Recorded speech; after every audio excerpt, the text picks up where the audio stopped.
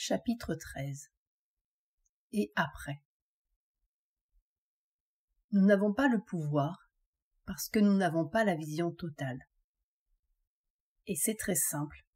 Si par quelque miracle le pouvoir nous était donné, n'importe quel pouvoir, à n'importe quel niveau, nous en ferions instantanément une jolie prison conforme à nos petites idées et à notre petit bien, et nous y enfermerions toute notre famille et si possible le monde.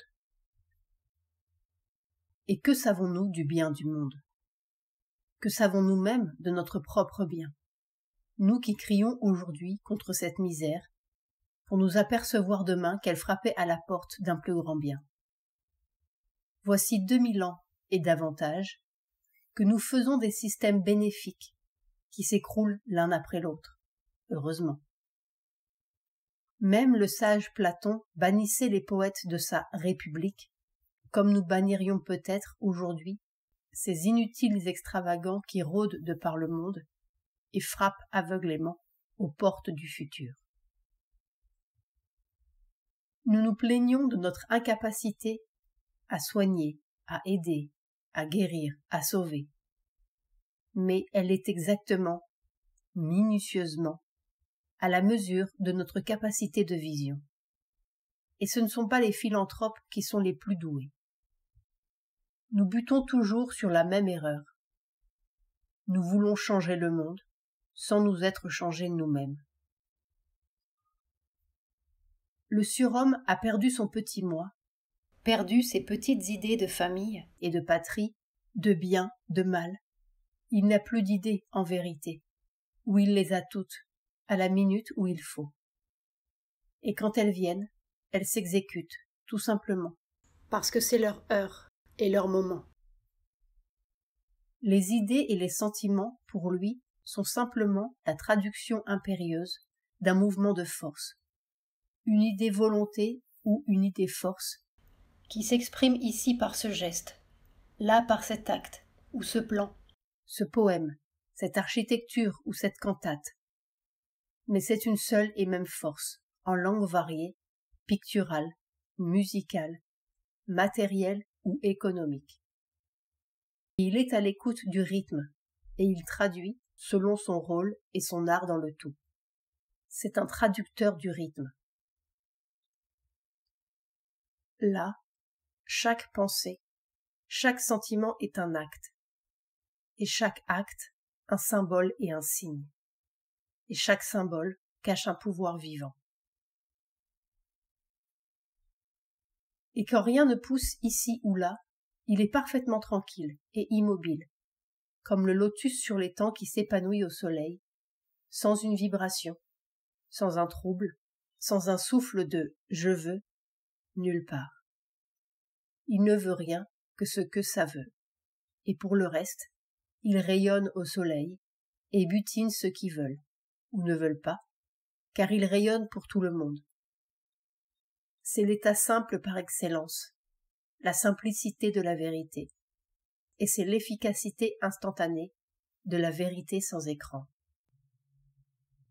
Mais son silence tranquille n'est pas une inactivité, rien n'est inactif au monde, pas même l'inertie de la motte de terre, pas même le silence du Bouddha au bord du nirvana.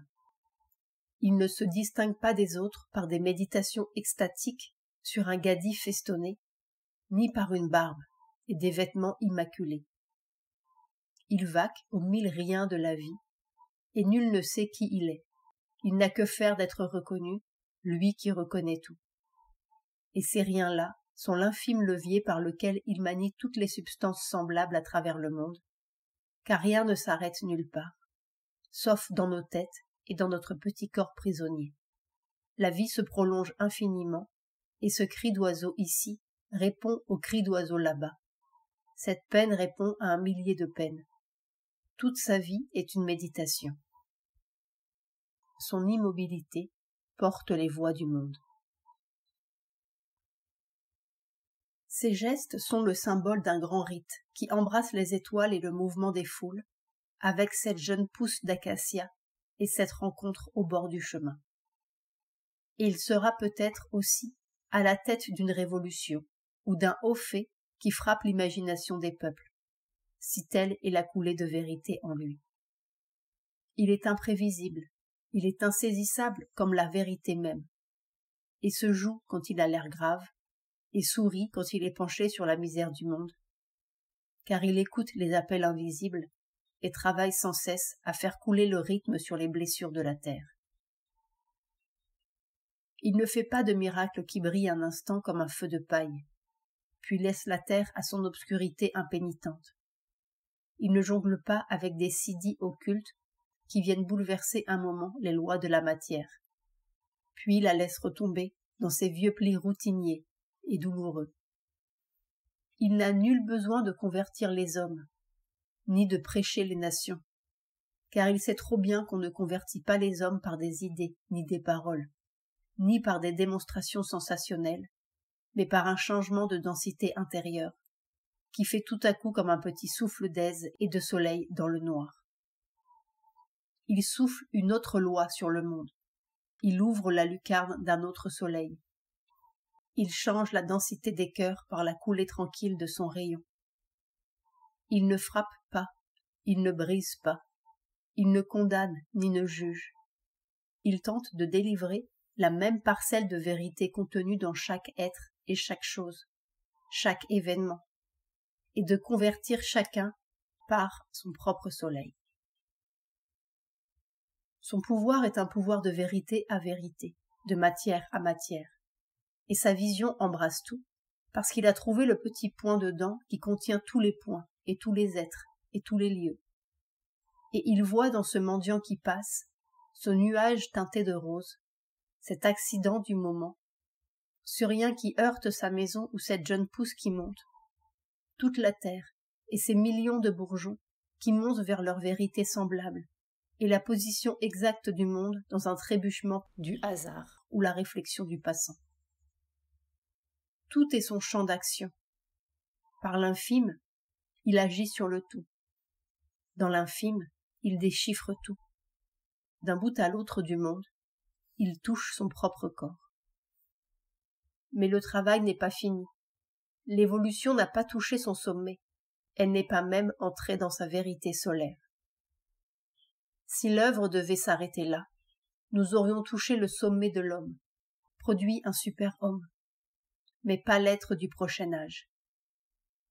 Notre conscience élargie, nos perceptions immédiates, nos sens raffinés, nos gestes et nos mouvements exacts, nos actes parfaits, nos pensées justes, nos volontés justes, notre joie inaltérable, reposeraient encore sur un corps animal, un corps vieillissant, précaire, pourrissant à son heure, et qui, à chaque instant, menacerait notre équilibre lumineux d'une chute brutale, enrayant d'un tout petit grain de sable le fonctionnement de notre conscience de vérité. Et qu'est-ce que cette vérité si elle est aussi fragile? La vérité est ou elle n'est pas, et elle est immortelle, infinie, invulnérable.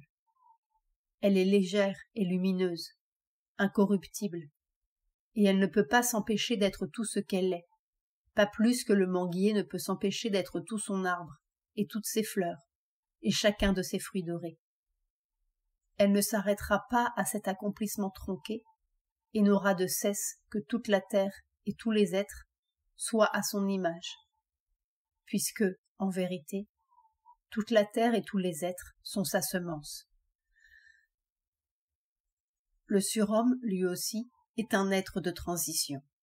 Il est le préparateur d'un autre être sur la terre, aussi différent de l'homme que nous sommes différents du singe, et peut-être davantage, car l'homme est encore de la substance du singe, tandis que l'être nouveau sera d'une autre substance, immortelle, lumineuse et légère comme la vérité même.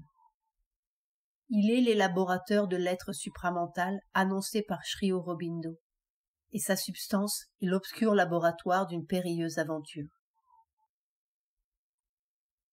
Les cellules de notre corps doivent contenir la flamme de l'immortel, sinon l'esprit rejoindrait seul sa source, laissant un monde à moitié sauvé à son douteux destin. car il ne s'agit pas de faire un esprit doué de pouvoirs miraculeux et lumineux, pas d'imposer à ce corps une loi supérieure à la sienne, pas même de pousser le physique à son suprême degré de raffinement, mais de créer une nouvelle nature physique. Et pourtant, en partant de ce corps, ce pauvre petit corps fragile et animal, puisque c'est lui notre base, notre instrument d'évolution. L'être nouveau ne tombera pas du ciel, tout fait. Il faut le faire. Il faut trouver dans notre substance la clé de sa propre transmutation. Il faut trouver le secret de tous les secrets, dans l'infinitésimal, dans la toute petite cellule. C'est dans notre corps que doit s'opérer la transition, le difficile passage. Et peut-être, si nous touchons ce secret-là, aurons-nous la clé divine de la matière et la clé du long périple de la terre. Et le puissant coup d'œil radieux qui, un jour, mit en route notre voyage. Il faut frapper à la porte de la mort et délivrer son puissant secret. Car là aussi se cache la vérité, puisque tout ce qui est la vérité. Il faut déceler le roc de l'inconscient et trouver la première base, l'assise solaire sur laquelle repose tout ce qui est. Il faut aller tout au fond pour toucher le suprême soleil. Dans une cellule de notre corps repose le mystère pareil de toutes les galaxies et toutes les terres. Dans un point, un infime point, tout est contenu, le suprême pouvoir et la vérité radieuse à jamais, et la suprême obscurité, la mort à jamais, semble-t-il, noués ensemble dans une étreinte périlleuse, lourde d'une inconcevable possibilité. Un autre mystère nous appelle. Une voix s'est levée, si douce et si terrible, saisissant le cœur d'amour et de douleur, comme si tout l'enfer était mêlé à tous les cieux, en une seule note inextricable. Née des profondeurs abyssales pour flotter sur les hauteurs suprêmes, elle portait toute la tristesse que partagent les âmes des créatures. Et pourtant, suggérait toute l'extase que les dieux peuvent contenir. C'est à nous de démêler ce nœud-là, ce mortel mélange, à nous de trouver la clé et de tenter la suprême aventure. La voie de la descente n'est pas terminée.